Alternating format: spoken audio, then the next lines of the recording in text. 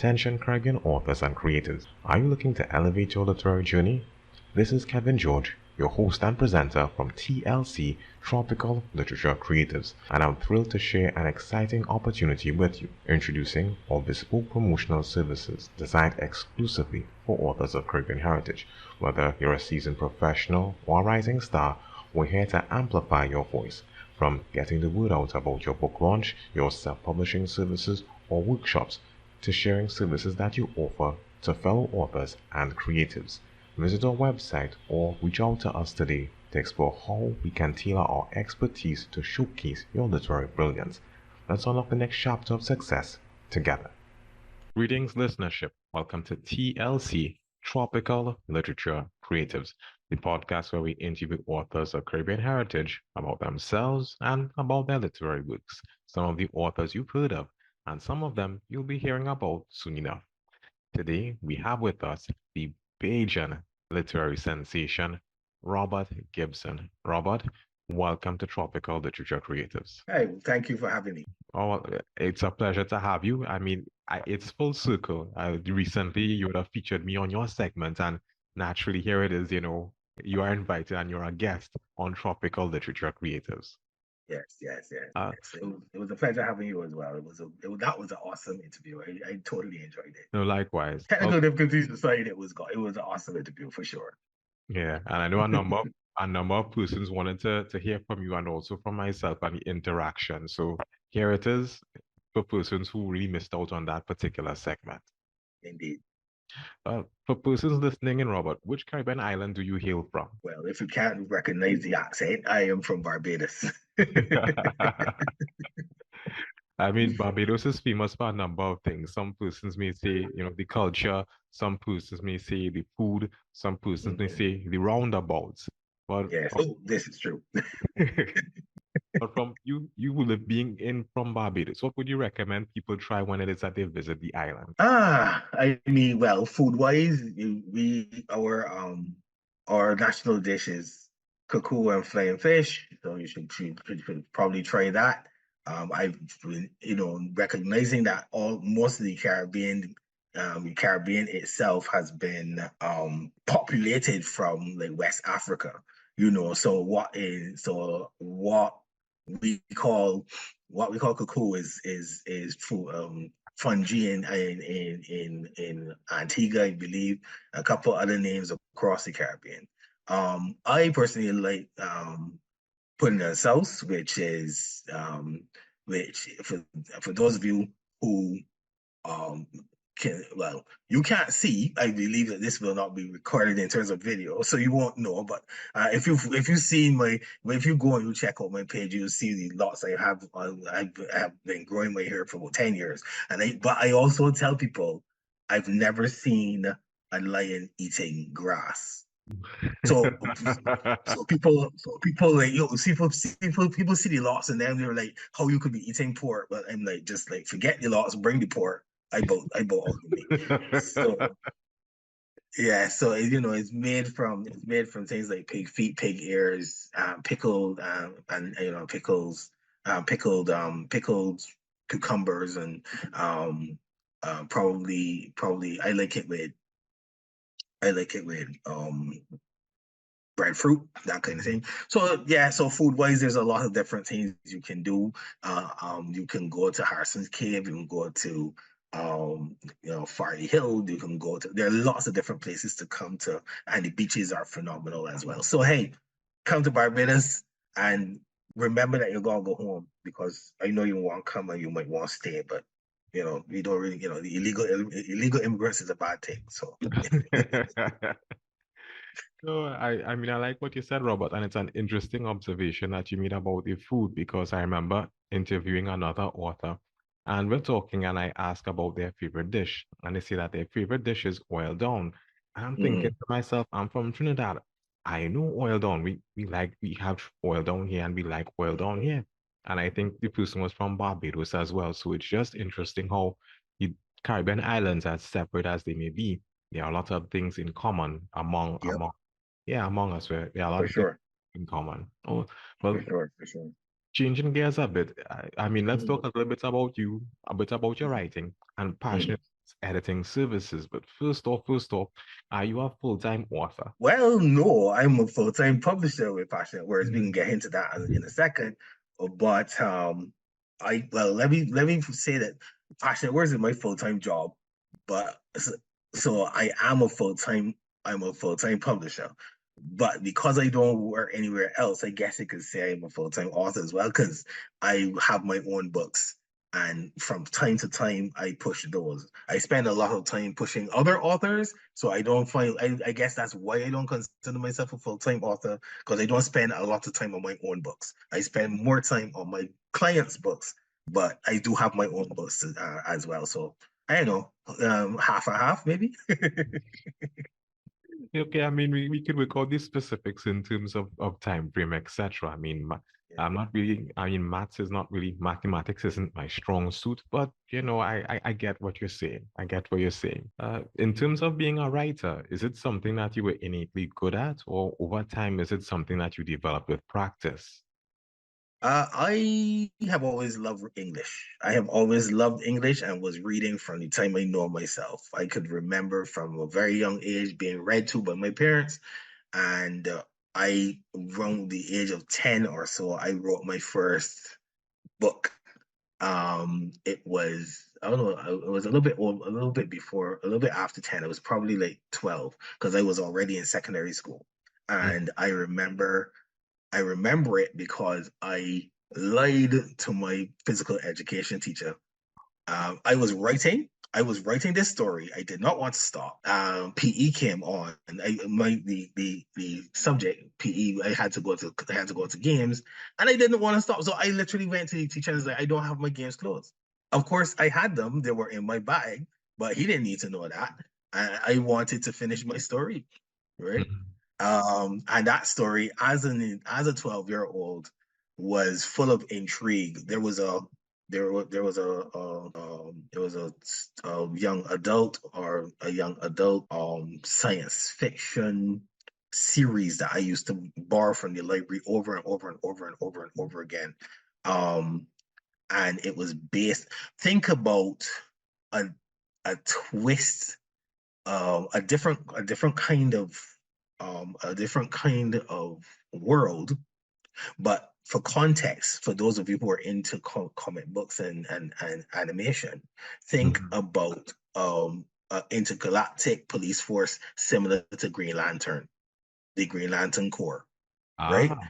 And so in terms of this storyline, it was again, thinking about the parallels, is a intergalactic police force where the entire race was a race of superheroes, pretty much. And just like in Superman's origin story, the entire planet was destroyed except one person.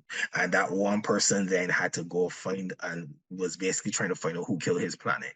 And that series encapsulated my reading as a child. And so this whole story was sort of based along that.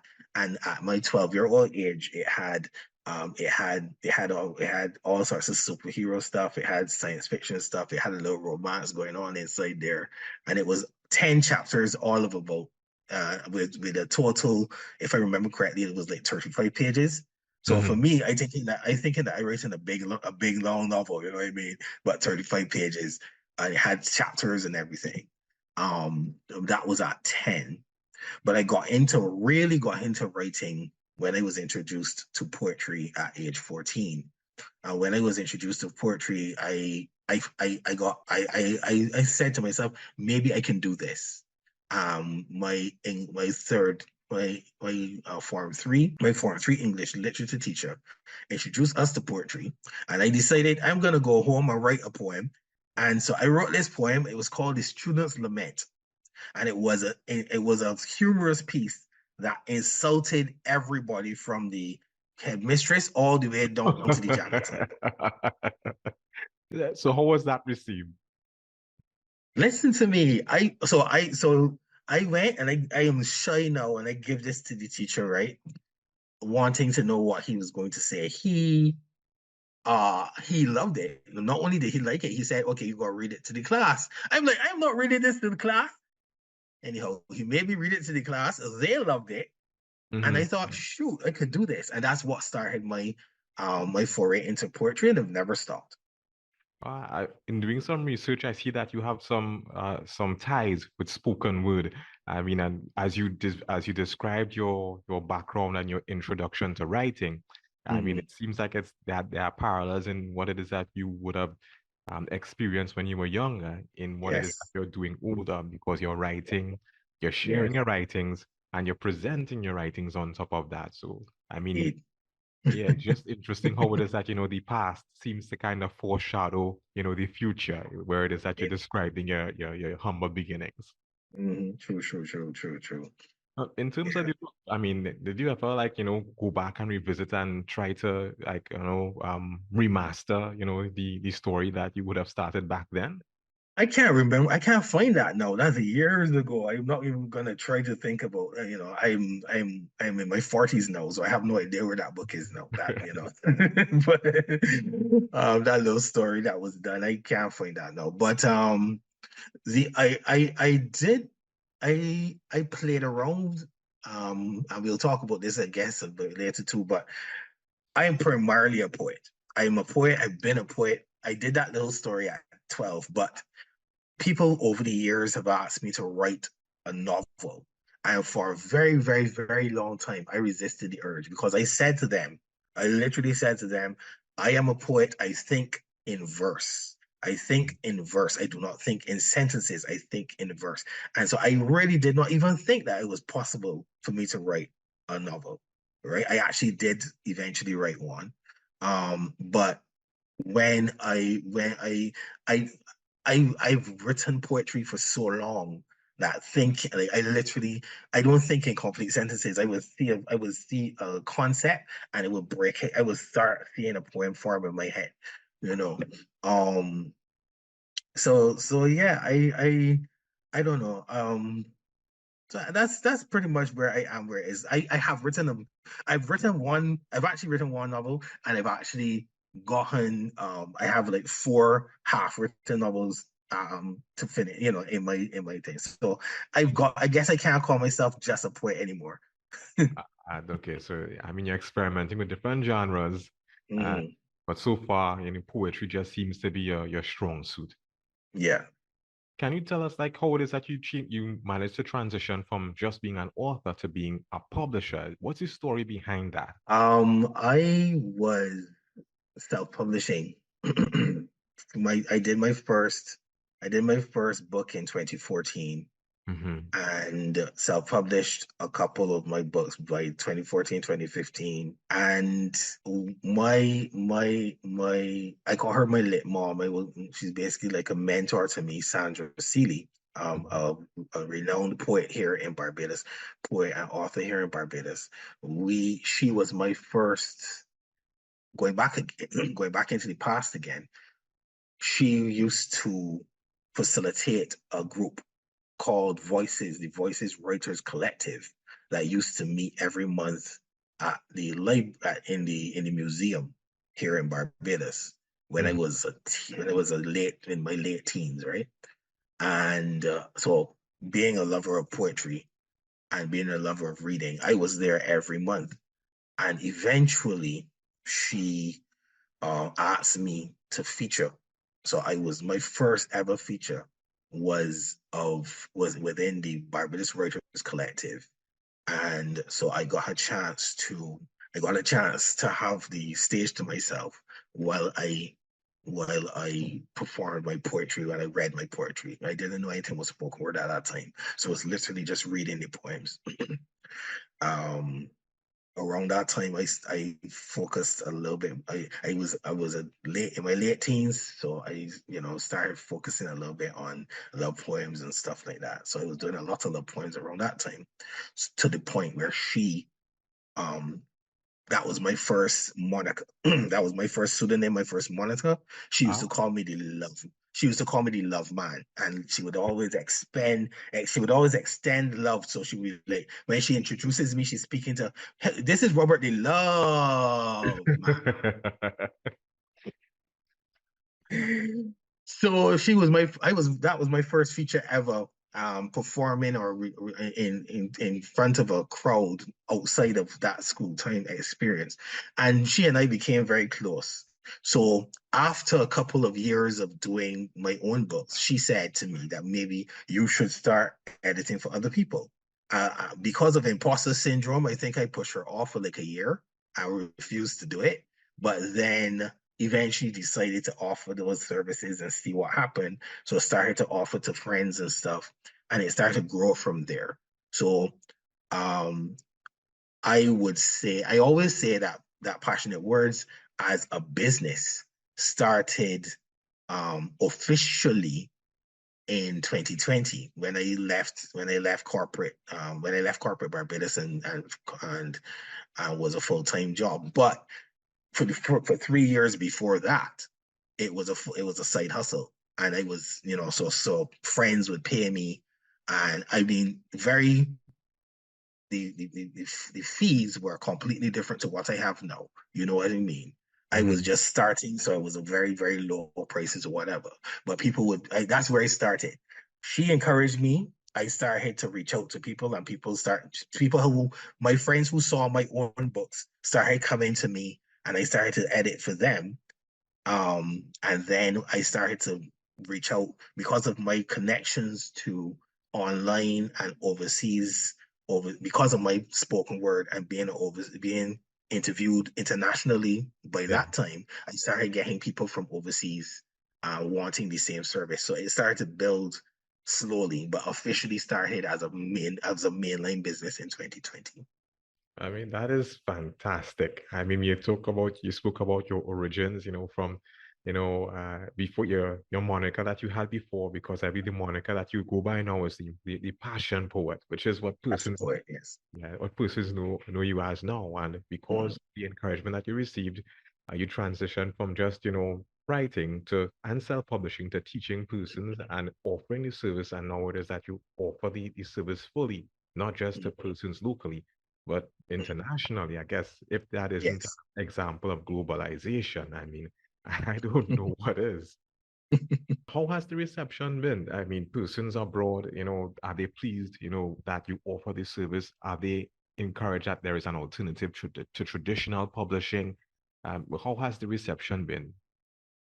Well, yeah, I mean, we've been growing since 2020. Every year we grow a bit more. Um, so like what I've realized is that our work is a bit seasonal. Like around this time from January, the beginning of the year till about June, I get a lot of people coming to Passionate Words, and like I said, we have done several genres. We do everything. Like I tell people in jest, I will edit anything, even if it is just your mailing list, even if it's just your shopping list. I will edit it because ultimately I will do what I have to do, and I love reading, I love editing. But yeah, things have grown. Like last year, we did last year between the first 6 months of the year, we did 13 books between January and June of, well, not last year, now the year before. This is now 2024. So in 2022, we did 13 books between January and June. Hmm. In 2023, for the same period between January and June, we did 17 books, Ah, right? And since then, and for the year, things, obviously that's just the first half of the year, and it we had more books done over that, up until the end of the year. But that shows a level of growth, and we have I do a lot of my I focus my advertisements on the Caribbean. I focus my advertisements specifically on Trinidad and Jamaica, which for some reason, whenever I do a regional ad, the majority of people who respond to those ads are Jamaicans and Trinidadians. But we have had people from Antigua, we've had people from Dominica one time. People from different parts of the Caribbean and internationally who have come to us and gotten their books done. And yeah, the response is good. The testimonials are always good. They love the fact that we are extremely personable. I love to talk to people. I call myself I'm an ambivert. So I'm very extroverted to a point, and then I want my space. But as it relates to having, conversation with people, and I like to make people feel encouraged the same way that I was encouraged. And also, as you mentioned, my moniker now is Passion Poet. Everything I do has the word passion in it, hence the name of the company is Passionate Words. But part of the reason for that as well is my superpower. If going back to that first story, my superpower is encouragement. My superpower is infusing you with passion. So my goal is to ignite you with passion. And if you wanted to write a book before, by the end of my conversation, you are on fire. You need to write this book. You know, I've had a story one time where one of the services that I offer is is a is a consultation and an author author accountability consultation where I encourage people. We sit down together in a Zoom meeting like this and discuss their books. And people love to have a sounding board. So when you speak to me, just because you're having that face to face and that conversation, speaking out loud makes things unlock in your brain, and things you get to see things and hear things from a different perspective. This one lady she'd gotten that consultation, and she said to me up front, I want to write a book, but I do not know what I want to write.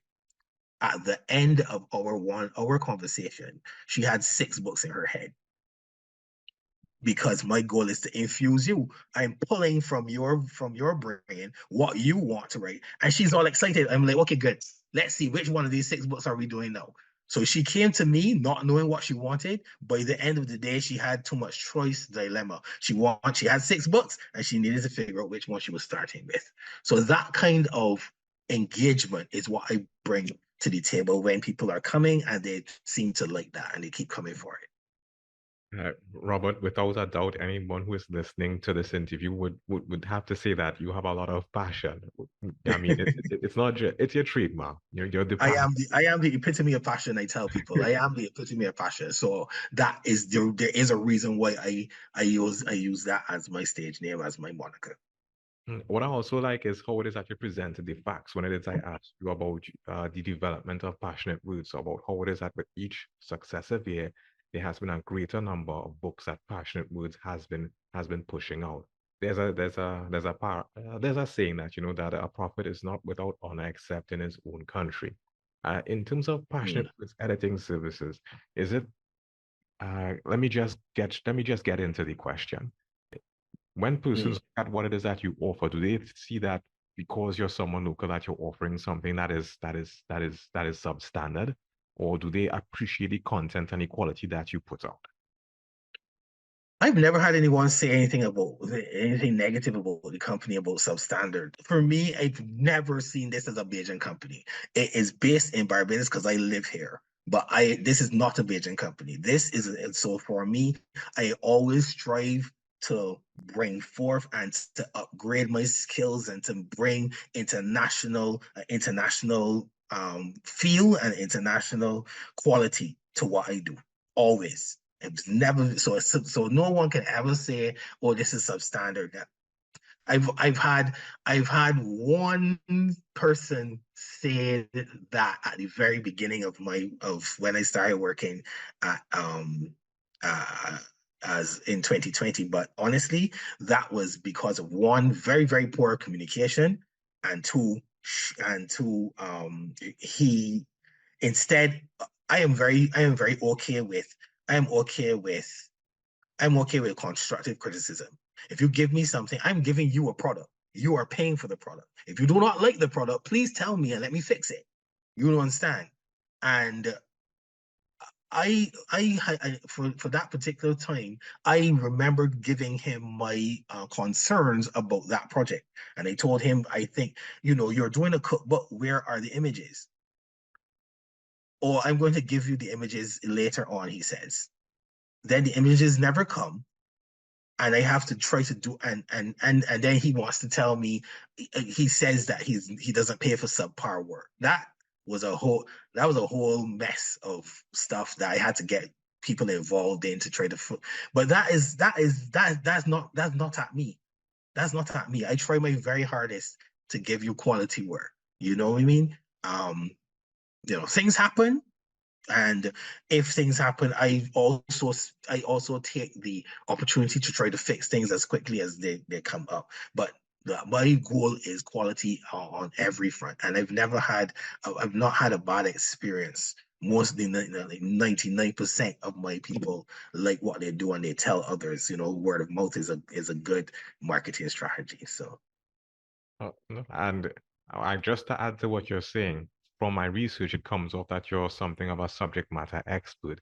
Other persons who are in the field, whether it be publishing, promoting books, etc., would have featured you or have made reference to you in a lot of their undertakings. I remember there was an interview I think you were featured in with Marsha Gomes McKee. And there are even features of you, I believe, on her website where it is that you give yes, tips for persons for editing and for writing yes. as well.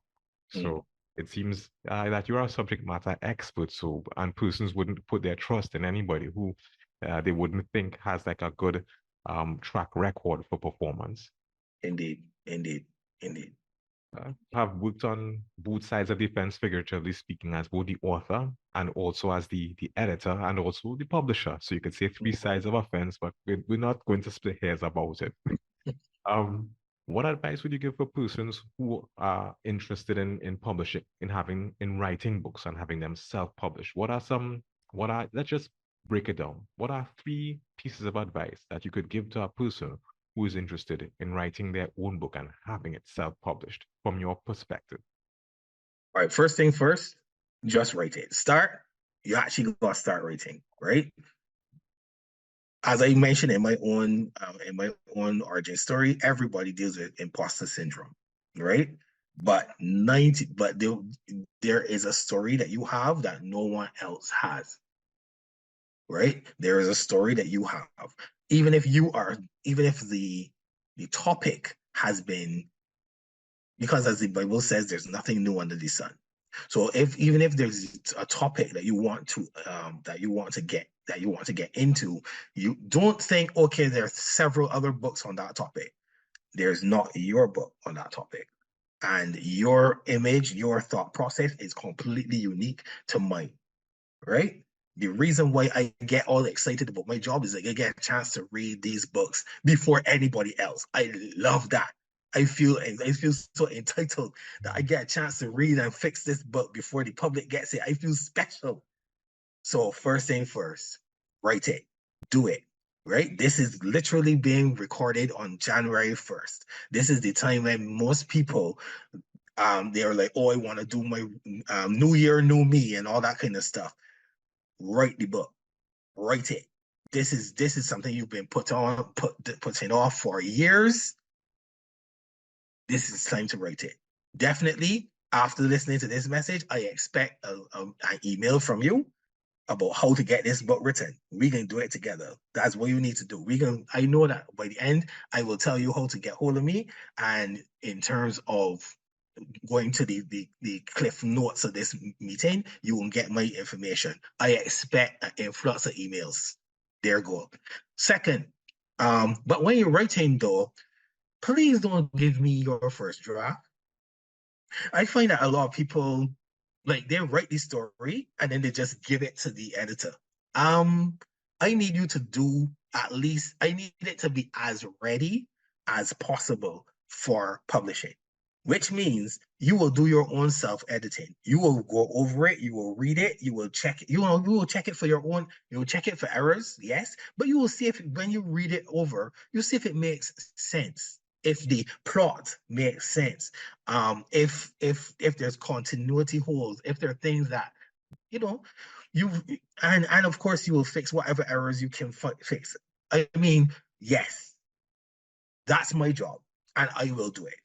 But from an editor's perspective and from a publisher's perspective, you will never give a traditional publisher a, half done book because they're going to reject it. just because you are paying for the book to be done does not mean that I don't reserve the right to reject your book. You understand? I do not. I have said to people, this book needs rework. You need to go and come again, because I have a lot of work to do. I don't have time to be picking at the minutia when you could have done that first, and then I fix the errors at the end. We do we do developmental editing. We do a small bit of developmental editing. I'm not really a real developmental editor. I'm working on getting more skills on that. We do mostly like editing and proofreading. But when when I read your book and things pop out at me, I make sure that I let you know, and then we try to work on them together so there is a level of oversight. But ultimately, I am not going to allow you to let you to bring out a pure a badly written product, because it's gonna affect you, and ultimately, because it has my name on it, it's gonna affect me. And back in, if you think of, I can age myself by saying this, but back in the day, when there's a comedy skit called In Living Color, and there was a clown, homie the clown. He always used to hit you on the head with something and say, "Homie, don't play that. Homie, don't play that. Homie, don't play that." So I don't play that. I don't. So yeah. So do do it. Actually write it. Please look over it and make sure what you give to your editor or to your publisher is as good as possible. You understand? It means that you need to reread, self-editing. You do some level of self-editing, right? Or giving it to beta readers or something. The reason why and the third thing is, actually do not do not do not skimp on the editing. Don't think that you can get away with just doing self-editing. You really need a professional opinion. A professional editing should be done. Yes, it's expensive. I ain't gonna lie, but ultimately you need to look at it as an investment into your product, into what you're giving out. Because yes, you can do it. You can do it yourself, but because you're doing it and you're not trained at it, and of course, the other thing about it is you've written it, and your brain sort of puts things that are not there. And you've written it, so you think you remember what it's supposed to be, and the word is missing because your brain has put it in there. So you read it, and that word is missing, but you don't read it, because you've read it. Me looking at it from a third, I will be like, this is a word that's missing. You understand what I mean? Because there's been times that you would write something, and the word the article the is missing from a word, but because you have written it, you thought you put that word in there, and then when I come back, I'm like, the word the is missing. So, So those are my three things. Definitely start writing it. Definitely start writing it. Um, and make sure you reread it, but also realize that you are making an investment into your product, into yourself. And so recognize that, although I understand that you have to balance between return on investment. Things hard and money is hard to come by. Ultimately, you should not. If you want a quality product, you should not scrunt. You should not skimp on professional editing. The two things you should not skimp on: professional editing and professional cover design for your book, in my opinion. Okay. Because the first thing somebody's going to see is the cover, and then when they actually start to read it, there is a word or a phrase, DNF, that people in publishing use. DNF, did not finish. So when people say DNF, they've had a book and they DNF, they started it and then they didn't finish it. So we don't want that to be you. Okay. We don't want that to be you. All So right. yeah. So persons listening, yeah, you've heard it from Mr. Gibson himself. First off, write. Second, do your own editing. Don't come with anything that isn't unfinished. Well, to a certain extent. To that extent. And the third Yeah. one is what is the third one? The third one is basically the third one is don't um invest in your book. Right. Do quality, do professional, invest in your book by professional editing, invest in your book with professional cover design. Those are the two things that I would say. You could probably get away with some of the other things, but I Mhm. believe the book has to look professional, and that can only be done and feel professional when you're reading. So invest in yourself. Invest in yourself is the third one, basically. Invest in professional editing and professional design. Well said. Well said. I mean, we've been talking all about passionate words editing. We've been talking about your background, but we haven't spoken about your book itself, the book that you would have written. Can you just give us like a brief synopsis as to what your book is, like the genre, the intended age group, that sort of thing? All right. Well, my name is Passionate Word, Passionate Passion Poet for a reason. I have done 7 books, and all of them are erotic based. So we as a company, I have and will edit any genre. And we've done history books and school books and poetry books and all that. But personally, my books are erotic in nature, erotic or romance in nature.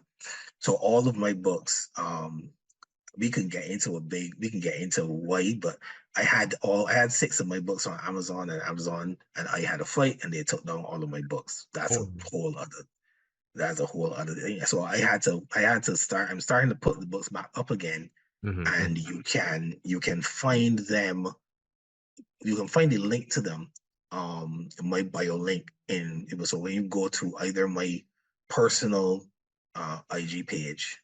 We've been talking and I've been asking you about passionate words editing and about how it is you became an author, etc. But I haven't asked you any details about the book itself or the books that you've written. Can you give us a bit more details about them? Yeah, no, that's no problem at all. I basically my personal genre is erotica. Uh, Passionate Words, we edit everything. We've done history books, we've done graphic. I actually had one person wanted to do a graphic novel at one point. We do poetry books, we do a lot of memoirs, we do a lot of I did at least one school book as well. But my personal genre is erotica. And really and truly, the difference between myself as a spoken word artist and myself as a business person is that dividing line, so that people who are a little bit more religious don't feel uncomfortable coming to me. We got a lot of Christian books as well, actually. I get a good few set of Christian clients. But that's a whole nother story in and of itself.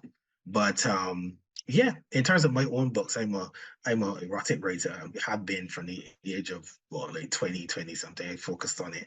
But I did my first book in 2014, and and like seven books later, the majority of them were on Amazon at one point, and then Amazon and I had a fight, and they pulled down my books.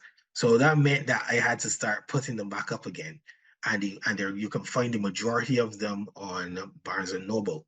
But the easiest way to get the books is to go to my link in my bio as so first thing first, you go look for my Instagram, which is I am Bajan, Bajan, I am Bajan, and then period poet. So Bajan poet is broken. Actually, let me verify my own thing. But Bajan passion poet, something like that. Let me verify that for you. But yeah, basically, and you will go to this. You will go, and then you will click the link in the bio and um go to bio.link/passion poet. So maybe the best thing to do, you can follow me on Instagram, but the best thing to do, this is where you can find the link, bio.link, bio.link/passion poet. Bio.link/passion poet. It's like Linktree, but it's a different thing. It's a landing page like Linktree. But is it so bio.link/passionpoet, and you get a chance to see all the books I actually have up at the moment. I'm putting all of them back up, and not all 7 are back up yet. But I think they're like 4 of the books so far up. So for sure, I have erotic. Erotic is my first book. Going from erotic, there is the second book. I was saying that this is, I call them they're sort of like a series, and I call them the dynamic duo of debauchery. The dynamic duo of debauchery. If you want hot poems, hot you want hot poems, these are the 2 books you're supposed to get. Mhm. There's also a book, the Quotes of Passion, which is all love poems. In fact, Quotes of Passion I've taken snippets from the other books and made into, and so like love, that's pure love poems. There's pure love poems all the time. The so what you would see in that book is like I would have a snippet of the poem Connections, and you would see that it is from Connections. So, but if you want to read the full Connections, you gotta go and buy Erotic. The full book, the full poem is in Erotic, for example, right? So, but that book can be read on its own. Um, I'm currently working on putting back up my novel. So my novel is called my, my novel is called Make It Rain, and it follows the people always say write what you know. People Mhm. always say write what you know, and because as I said earlier, I am not really a novelist. I'm a poet. Mhm. So Mhm. when people told me to write what I know is about being a poet. So my main character is a poet, and he's a pretty much a spoken word poet. He's a performance poet who likes to sleep with his client, who likes to sleep with his fans. Pretty much, it's Mhm. like, you know what I mean. You got entourage. You are somebody famous. You can get groupies. You can get women throwing themselves at you. So he liberally samples, but he gets one of his fans pregnant, and then the story begins from there. So I actually call it an erotic drama. I call it an erotic drama, right? Mhm. Mhm. Because it has a lot of sex scenes, granted, but if you actually take the sex scenes out of the story, you have a solid story of pretty much um almost a redemption story, Okay. or at least to the point where he has to come to a place of deciding, am I going to continue being this? We call them in Barbados, we call them village ram, somebody who's just promiscuous and sleeping with everybody, You wouldn't believe that's what we call them in Trinidad too. Yeah, same thing. right? So a village ram, he's sleeping with anything that passes, and then it comes to a head where he has to decide, is he going to continue living that life or not, right? Mhm. Mhm. So even if so without the numerous sex scenes in the book, that is the underlying storyline. And to me is a very solid storyline. But for those of you who like smut like I do, there are liberal sex. So like the first scene in that book is a sex scene. Like, so I drop you straight in the action, right? But yeah, so that is I match. That's not yet up on Amazon. That's not yet up. I'm trying to work on my a cover for that, because what I did since Amazon took them down, I'm relaunching them, so I'm giving them new covers and that kind of thing. Oh, good. Um, so erotic seduction, courts of passion. There's the novel Make It Rain. I am working on the other small book offering, putting back up offering. I think what's up the last book that I did in 2019, I put that up as well. Passion, the Gemini project. So that's there. Um, and I and that book that one is more autobiographical than the others. There is the hot sex poems and stuff like that, but what actually happened with that book was people over the years kept saying, I keep seeing all these love poems and all these sex poems about, I want to know more about you. That's what they said. And I said to them, I'm trying to keep you happy. Are you sure you want to go there? And I said, okay, this is what you want. I'm trying to keep you happy, and I'm trying to keep you, I'm trying to keep you I'm trying to keep you happy. But you want to cry? I can give you something to cry about. And so, so the Passion Gemini project is split down the middle. The first half is all the love poems and all the sex poems that you're accustomed to. The second half are personal poems of mine, the poems that I use that when, as a poet, I use poetry to for my own personal therapy. So when I'm going through things to process it, I will write a poem about it. And those poems don't usually get publicized. But this time I'm like, okay, this is what you want, this is what you're gonna get. And so the second half of that book has poems on like self-image. There's like my favorite poem on that section is called Oops.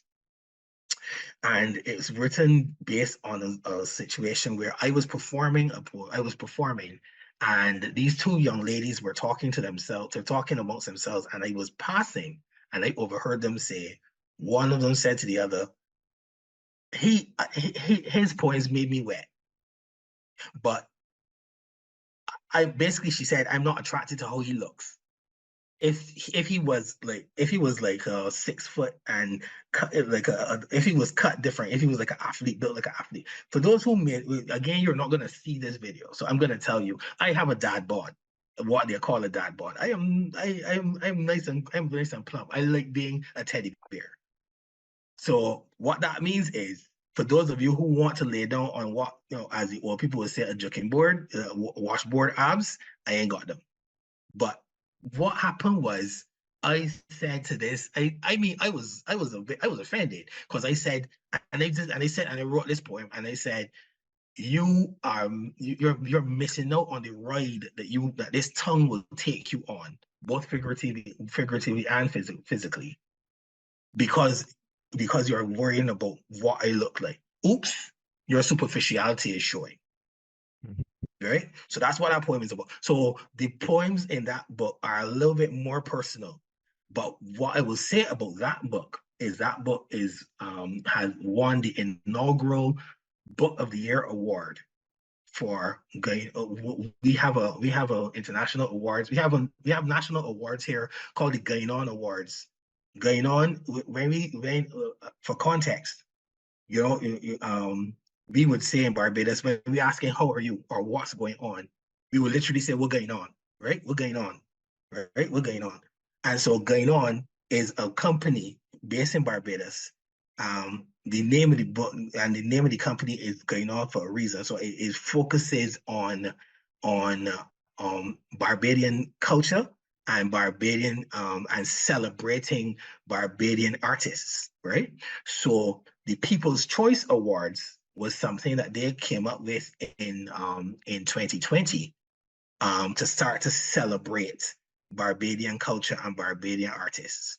And that book, Passion, the Gemini Project, was the first ever, the inaugural book of the year for when they started their project in 2020. My book became the first book of the year, People's Choice Awards Book of the Year for 2020, right? So that book has, it has its accolades. And like I say, if it's not just the sex, it's not just the love, but it's actually real poems that people, that I guess people can connect with, So that is also up there as well, right? The last book that I did, again, slightly diverging, actually very much diverging from writing poetry or writing fiction, is a manual. It's called the Sacred Journey Yoni Journal, and it is a my let me cut myself off to say, when I write and when I perform and everything I do although it is based in erotica, its foundation is love of women. Its foundation is upliftment of women. I produce my poetry and my work from a perspective of elevation of the female form. As a man, I like looking at women.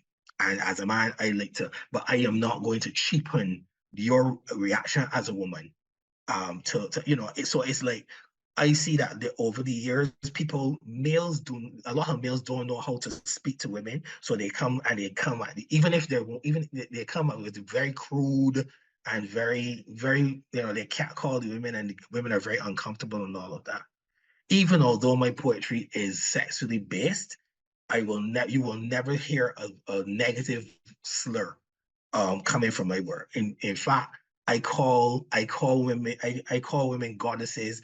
I call them queens, and even the fact that my poetry is sexual in nature, it is linked very much to spirituality. So I have poems like called Anointing Worship, right?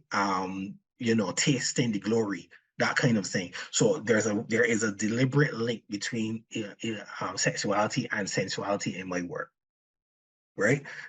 So coming back to what I'm saying, over the years I realized that women needed I felt there was a space where women could have something that could help them focus on self-love from my own personal sexual experiences.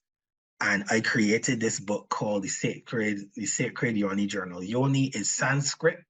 Yoni is Sanskrit, and it means sacred space. It is what is Sanskrit for sacred space, but that is what is focused. When you talk about the vagina, when you talk about the pelvic area of a woman, it is called the sacred space in Sanskrit.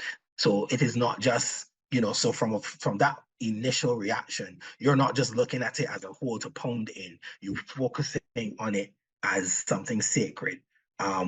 Just for knowledge, for those who might be interested, the male member is called the lingam for the same reason, the wand of light. Think about that. Wand of light entering sacred space.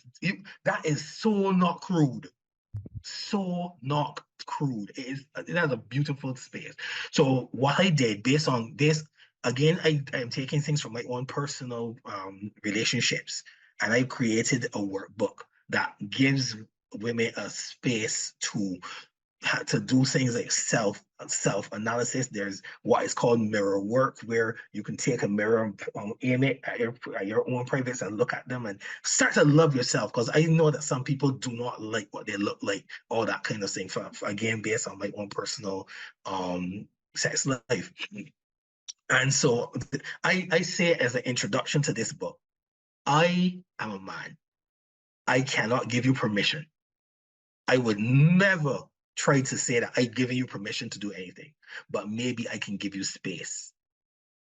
So like the same way that Passionate Words Editing Services is a business, right? Encapsulating self-publishing.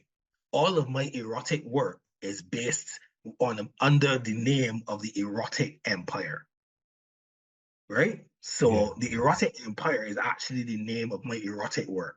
Under everything, the spoken word, the books, anything related to the erotic is under the umbrella of the erotic empire. And so under the erotic empire, I wanted to be able to give a space where women were able to purchase this book and go through it on their own and find a sense of peace, a sense of self-worth. I'm not a man, I'm not a woman. I cannot presume to even assume to think of how a woman would feel. But in my own interactions, and when I was testing this book out it was written over 2 years. It took about 2 years to develop. And as I was testing it out, women were feeling this sense of empowerment and taking the one particular lady, she had the test, she went through it. I didn't ask her to do it, but on her own, she sent me the answers. And so at first she was all afraid. Like by the beginning, she was all afraid of the process and all of that. By the end of it, she felt more comfortable. as I developed a little bit more, I went and sent back to her a second time. And for the second time, she did it again and sent me the answers. And by the time she did it the second time, her confidence level was up here. Her Yeah. confidence level was through the roof. And so to me, I see empirical evidence that is needed, empirical evidence that actually it can do it, it can make a difference. So anybody listening to this, anybody who's actually interested, do not be weirded out, I guess, by the fact that I am a man trying to give you a free something to assist you. I am not Kevin Samuels. I am not one of those men that are trying to be misogynistic and say that I know better as to how you act as a woman. All I'm trying to do is give something based on my own personal experience and something that I believe I have seen that actually helps. That also is on my website, on the landing page, bio.link.passionpoet. You will see that that's the first one, that's the first thing up there. And so those are the links. That's how you get my books. And yeah, pretty much again. So if you're interested in, so that's how you get my books. If you're interested in passionate words, you can definitely go to us on Instagram. Passionate.words.editing246. Again, I could tell you stories about me and big companies, because I actually had a different IG, but somehow I had a community violation on my business page. Don't ask me how, but I had a community violation on my Google page, and they didn't even just shut down the IG. They shut down my Google account as well. Have you ever heard about Gmail having a Google violation? I never did. So that meant I had to start from the beginning, and that's why everything is so long, and so everything is so long. But IG, passionate.words.editing246. Email passionatewordseditingservices@gmail.com. WhatsApp 1-246-234-5669.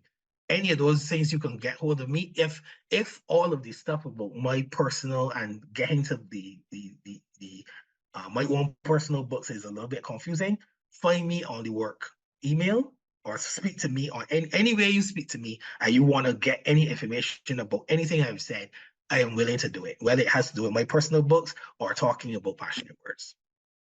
Okay. I mean, Robert, thank you very much for providing that information. At the beginning, you had indicated if it is that anyone was interested in writing or anything like that, you would provide like your email and your contact information so that they would be able to contact you. For those of you all who were there from the beginning, the information has been provided. Do not hesitate. The year is beginning. If you're going to write that book, this is the guy to talk to. Yeah, I expect a plethora of emails. I just let you all know. I expect my emails to be full. So get to writing. Thank you. All right. Well, I mean, that pretty much brings us to the end of our interview at this time. Robert, this interview has been a long time coming, and I'm really glad that we're able to sit, that we're able to talk, and that you're able to tell me about Passionate Words editing services, about your works, and also about yourself, because there's been a lot of curiosity as to who Robert Gibson is, because we see the posts on social media, we see the authors, churning out their books, and we see we see Passionate Words editing services in the bottom corner, and we're like, who are they? What do they do? What services do they offer? So now we have a better idea as to what this is about. So Robert, again, thank you very much. We're really glad that you're the first person that we have interviewed for 2024, and the words of encouragement that you have issued to the persons who would have been listening. So again, 2024 is the year to write that book, and the guy to contact is Robert Gibson. Well, thank you so much for having me. This was amazing. I totally enjoyed the interview, and as we both forgot about time and just went away, that's a good kind of conversation you're supposed to have, just having conversation and forget about time. So I like I tell you all, I like talking to people. So and for those speaking of talking to people, very very quickly, again, if anybody who's into writing and they want to talk about their own books, you could hit me up as well, because again, I spoke to Kevin on my platform on Instagram. Is an Instagram live called For Your Information, FYI with Passionate Words. So if you are interested in talking about your own book, for sure, definitely hit us up and we can get that sorted out, because I love talking to people about their books. giving you a little platform of a platform that will be growing and telling other people about your books. And even as you dial in, we can continue to be talking. We had somebody talk about blurb writing. We had people talking about marketing. I am trying to get somebody to come in. We had a developmental editor from the US, from Trinidad, True Nix. She was on our thing, and I actually want to have another developmental editor and proofreader come from the US sometime in the next couple of weeks. So for sure, if you're interested, definitely hit us up and tell me you want to be on FYI. We could do that too. Yeah. All right, ladies and gentlemen, you heard it from the man himself, Robert Gibson. This is the guy to talk to. Robert, thank you very much again. No problem at all. No problem. Okay, take care. All right, good. You've been listening to TLC, Tropical Literature Creators. If you've heard something of interest or something you like, reach out to us. Reach out to our authors. Follow us on social media. We look forward to hearing from you.